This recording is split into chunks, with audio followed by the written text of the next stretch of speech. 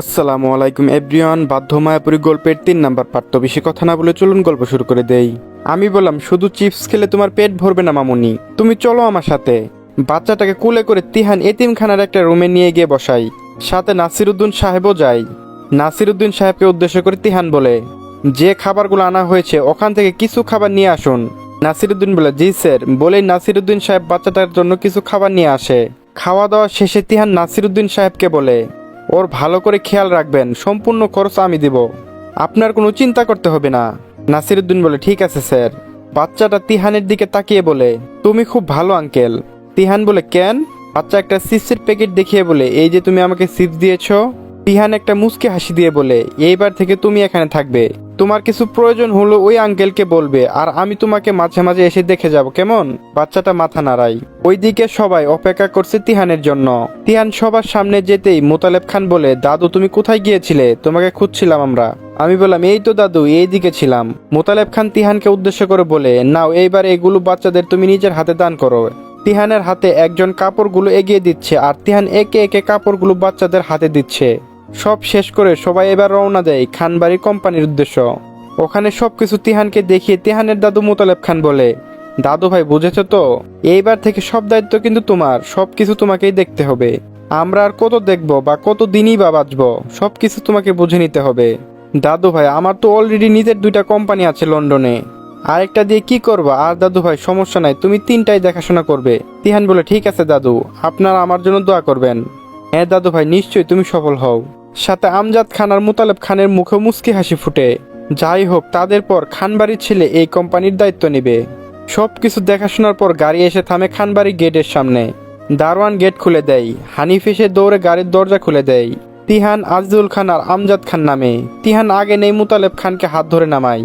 বাড়ির ভিতরে ঢুকতে ফারজানা বেগম দৌড়ে আসে। আপনারা এসেছেন? মোতালেব খান বলে, আমি একটু রুমে যাচ্ছি বৌমা, একটু পর চা পাঠিয়ে দিও আমার জন্য। আচ্ছা বাবা, পাঠাচ্ছি, আপনি একটু বিশ্রাম করুন রুমে গিয়ে। মোতালেব খান রুমে চলে যায়। ফারজানা বেগম তিহানকে বলে, বাবা তুই কিছু খাবি? আমি একটু জুস আনছি তোর জন্য। না আম্মু, এখন কিছু খাবো না আমি, বলে তিহান সিঁড়ি দিয়ে উপরে উঠে যায়। যাওয়ার সময় তিহান কয়টা সিঁড়ি উপরে উঠে থেমে যায়, কারণ কেয়া সিঁড়ির পাশে দাঁড়িয়ে ছিল। কেয়াকে এক পলক দেখে আবার সিঁড়ি দিয়ে নিজের রুমের উদ্দেশ্য উপরে উঠে যায়। সন্ধ্যায় খানবাড়িতে হালকা নাস্তা আয়োজন চলছিল। ভদ্র পরিবেশ, বাতাসের চায়ে সুগন্ধ ছড়িয়ে পড়েছে। আমজাদ খান নরম কুয়াশা ঘেনা সোফায় হেলান দিয়ে বসে আছেন, হাতে ধরা পত্রিকা, চোখ দুটো নিবিষ্ট হয়ে আছে সংবাদে, আর মাঝে মাঝে ঠুটে এক চুমুক চা তুলে নিচ্ছে। পাশে বসে আছে মোতালেব খান আর মিহি। মিহি মোতালেব খানের সাথে গল্প করছে। সামিরা বেগম রান্নাঘরে সবার জন্য চা করছে। হঠাৎ আনায়া আম্মু আম্মু বলে নিচে আসে। ফারজানা বেগম সামনেই ছিল। কি হয়েছে রে মা? বড় আম্মু, আমি আজকে পায়েস খাবো। পায়েস রান্না করে দিবা? তখন সামিরা বেগম রান্নাঘর থেকে এসে বলে, আজকে পায়েস রান্না হয়নি, সবার জন্য যে নাস্তা বানানো হয়েছে তুইও সেটাই খাবি। না আম্মু, তুমি জানো না পায়েস আমার ফেভারিট খাবার? দুপুরে আমি কলেজ থেকে ফিরেই তো বলেছিলাম আমার জন্য পায়েস রান্না করতে, তুমি করো না কেন? সামিরা বেগম বলে, দেখ মা, জেদ করিস না, যেটা বানিয়েছি সেটাই খা, কাল করে দিবনি। আজ আম্মু একটু ব্যস্ততার জন্য পায়েস রান্না করতে পারেনি। আনায়া মন খারাপ করে বলে, আমি খাবো না তাহলে। আনায়া। তখন ফারজানা বেগম বলে, আরে ওকে বকছো কেন? আয় মা, আমি তোকে পায়েস করে দিব। ফারজানা বেগম কথাটা বলতেই আনায়া খুশিতে জড়িয়ে ধরে বলে, বড় আম্মু তুমি খুব ভালো। হয়েছে হয়েছে, এবার উপরে গিয়ে বস, আমি তোর জন্য রান্না করে নিয়ে আসছি। আনায়া খুশিতে দৌড়ে উপরে চলে যায়। এরই মধ্যে সিঁড়ি দিয়ে তিহান নামে। কিরে দৌড়াচ্ছিস কেন? আস্তে আস্তে যা। আনায়া তিহানের কথা শুনতেই দাঁড়িয়ে পড়ে। তিহান আনায়াকে জিজ্ঞেস করে, কখন আসলি কলেজ থেকে? ভাইয়া দুপুরে। ও আচ্ছা, তো তোর পড়াশোনা কেমন চলে? আনায়া বলে, জি আলহামদুলিল্লাহ ভালো ভাইয়া। আমি বললাম, মন দিয়ে পড়াশোনা করিস নাকি ফাঁকিবাজি চলছে? আনায়া বলে, না না ভাইয়া, আমি মন দিয়েই করছি। আমি বললাম, ঠিক আছে উপরে যা, গিয়ে পড়তে বস। আনায়া যেন হাফ ছেড়ে বাঁচল। আনায়ের এক মুহূর্ত দেরি করে না, কেটে পড়ে ওখান থেকে। তিহান সিঁড়ি দিয়ে নিচে গিয়ে সোফায় বসে কিছুক্ষণ বাবা আর দাদুর সাথে কথা বলে। তারপর তিহান বলে, দাদু তোমাদের একটা কথা বলার ছিল। তিহানের এমন স্বর শুনতে পেয়ে আমজাদ খান এক পলক তিহানের দিকে তাকিয়ে আবার খবরের কাগজে চোখ বুলাই। হ্যাঁ দাদু ভাই বলো। আমি বললাম, আসলে দাদু আমি দেশে ফিরেছি ঠিকই, তবে আমি 6 মাসের ভিতর আবার লন্ডনে ব্যাক করতে হবে। তিহানের কথা বলা মাত্রই সবার কাজ যেন থমকে যায়, এক মুহূর্তে যেন জায়গা নীরব হয়ে যায়। ফারজানা বেগম দৌড়ে আসে রান্নাঘর থেকে। তখন মোতালেব খান বলে, সবেই তো দাদু ভাই, তুমি আসলে আবার চলে যাবে কেন? তারই মধ্যে কেয়া সিঁড়ি দিয়ে নিচে নামে। এতক্ষণ সে রুমে ঘুমিয়েছিল। বড়দের কথা বলতে শুনে কেয়া দাঁড়িয়ে যায়। পাশে থাকা আমজাদ খান বলে ওঠে, তুমি কি পাগল হয়ে গেছো তিহান? এই তো বাড়িতে আসলে আবার চলে যাবে কেন? আমি বললাম, আব্বু ব্যাপারটা তা না। আমজাদ খান রাগী সুরে বলে, তো কি ব্যাপারটা? মোতালেব খান বলে, আরে আমজাদ তুমি শান্ত হও, আমি দাদু ভাইয়ের সাথে কথা বলে নিচ্ছি। দাদু ভাই তুমি চলে যাবে কেন? তিহান বলে, দাদু আমি এখন যাচ্ছি না, তবে কয়েক মাসের ভিতরে যাব। ওখানে আমার 2টা কোম্পানি আছে। আমার পিএ রেহানা কল দিয়েছিল, কোম্পানি কিছু কাজ আমাকে যেতে হবে।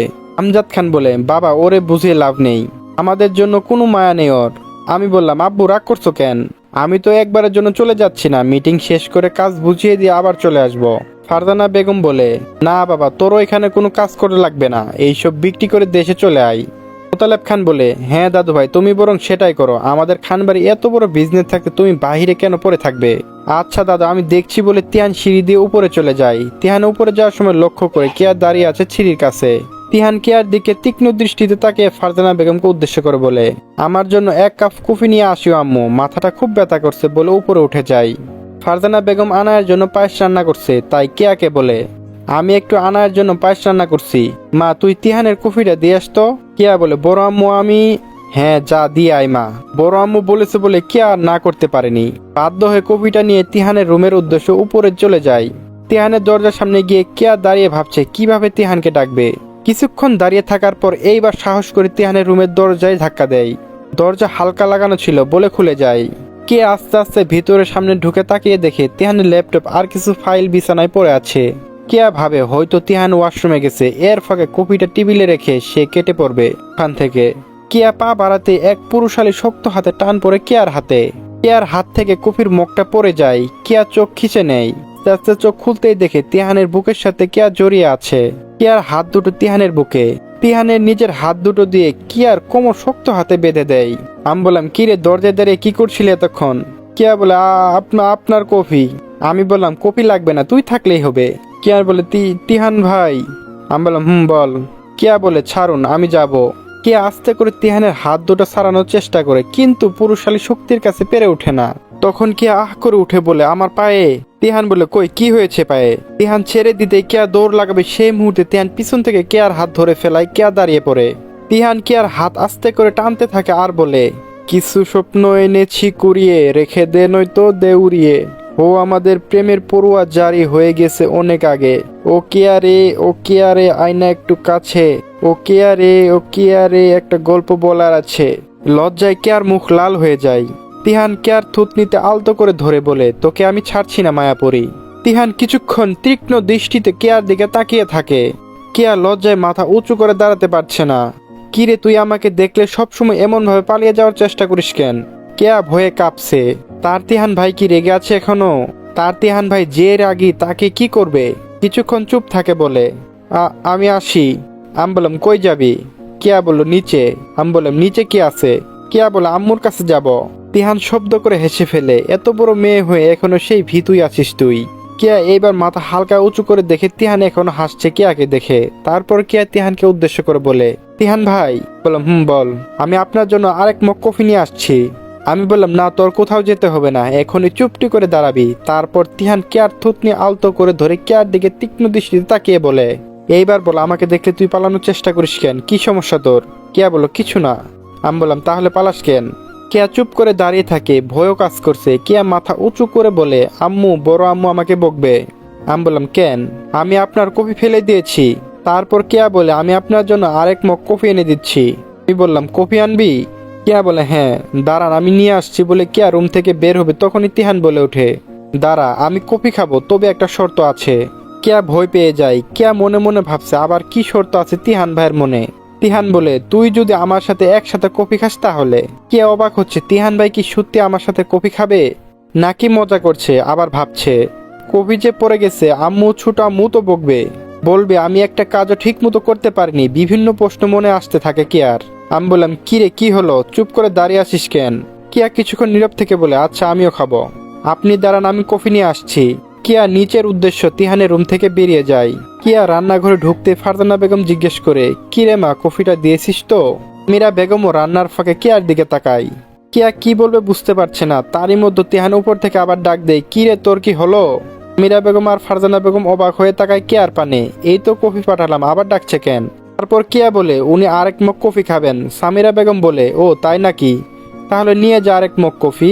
কিয়া মাথা নাড়ায়। তারপর কিয়ার হাতে 2 মগ কফি দেখে ফারজানা বেগম জিজ্ঞেস করে, 2 মগ কফি নিচ্ছিস কার জন্য?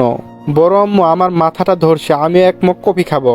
ও আচ্ছা ঠিক আছে, নিয়ে যা তাহলে। কিয়া 2 মগ কফি নিয়ে তিহানের রুমের উদ্দেশ্যে চলে যায়। তিহানের রুমের ভেতরে প্রবেশ করে দেখে তিহানকে দেখা যাচ্ছে না। কিয়া থমকে যায়, ভাবছে এই তো আমাকে কফির কথা বললো, তাহলে উনি আবার কোথায় উধাও হয়ে গেল। কিয়া গিয়ে ভিতরে দাঁড়াতে তিহানের রুমের ব্যালকনি থেকে ডাক আসে, কিরে ওখানে দাঁড়িয়ে কি করছিস, এই দিকে আয়। কিয়া পিছন ফিরে তাকায়, দেখে তিহান বেলকনিতে দাঁড়িয়ে আছে। কিয়া একটু এগিয়ে যায়। কিয়া বলে, আপনার কফি। তিহান বলে, এত সময় লেগেছে কেন?